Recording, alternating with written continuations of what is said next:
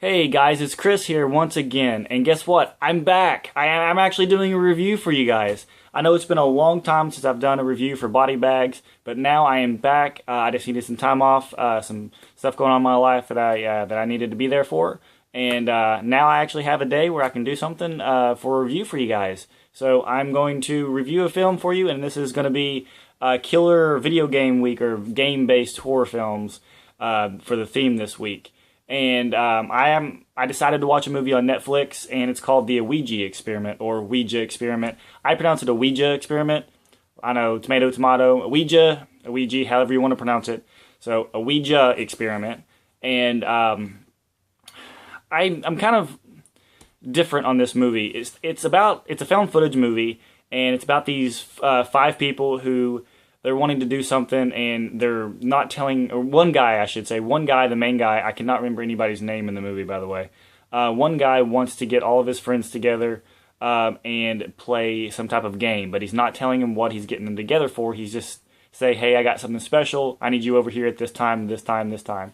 So one guy is a film nerd or video nerd, and he likes to record everything. And he just wants to capture something. He doesn't even know what he's doing. And I remember this guy was just like, so what are we actually doing? And the main character goes, well, we're going to play with a Ouija board. And he was like, oh, awesome, this is perfect. And it's like, I don't know, I felt he was a little too excited for something he had no clue about, and about wanting to film it. I just thought it was really weird. Like, he wanted to film that, and he was excited even though he'd never done it before. It was odd. But anyways, they all get together, and they get to the house. They tell him exactly what they're doing, why they're doing it. And the main character does not want anything to be filmed. He says absolutely no filming, no matter what. And then the guy goes, oh, well, can I please film something? And he goes, oh, well, I'll give you some interviews and stuff beforehand, but as soon as we start doing the Ouija board, we got to stop recording. I will not have recording. And so the guy secretly records for about 10 seconds. The main character realizes that the camera is recording, gets mad, and then says, oh, well, if you want to record it, it's okay. I thought it was... He just, after saying no matter what, you're not recording, he said it was okay after that. I didn't like that about the movie. But anyways, you know what, I'm going to explain the plot, and then I'll just tell you what I didn't like or what I did like about it. So these characters are given the rules for the Ouija board. They tell them that they cannot play alone, the normal things for playing with a Ouija board. And the most main rule is they have to say goodbye before they end the session, before they leave. And of course, just like every movie where any rule is given, they break the rule of the game. Twice, actually. They end the session without saying goodbye. I don't know, if it's the main important rule, you would think it would be the easiest one to remember, but it's a movie, they have to break something in order for something to happen, so that's what they did. They broke the rule, and the ghost was able to come in from the other realm into their world, and from there, things get a little bit creepy. But that doesn't happen until like an hour into the movie. Basically, it's just them setting up the scenes with them playing with the Ouija board, spliced with scenes with the people playing around with the camera. It almost felt like the director literally set the camera down to go take like a bathroom break or something, and the actors grabbed the camera and started filming stuff in other rooms to be like, oh, well, this would be funny if the director caught this on, or saw this when he was editing, ha ha ha, I'm going to go take the camera. And they decided to keep those shots in there. It was really odd and very weird, but a lot of it didn't work for the movie, and I wish they would have just cut those out. But once the ghost comes into play in the house, that's when it does get a little bit creepy. But nothing is done well with it. Like, the creepiest thing, and I will say this because this is the only thing that actually... I hate saying this. This movie actually kind of scared me a little bit. I did not like the movie at all. I thought the movie was a really annoying movie, a really bad movie, and it wasn't very well executed.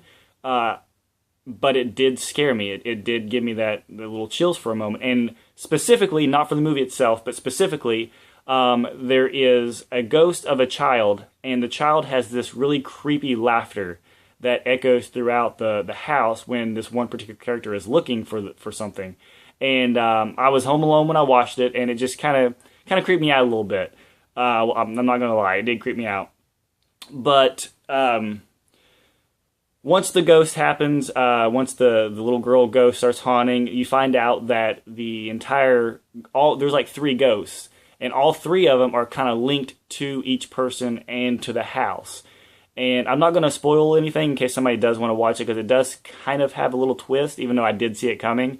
But the funny thing is the very end shot, the last thing that happens in the movie, when all the ghosts show up all at once and start doing their whole paranormal activity routine on each one of the characters, and killing them off one by one.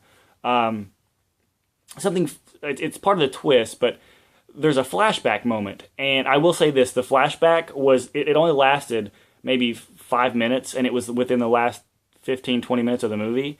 And the flashback was the single best part of the entire movie.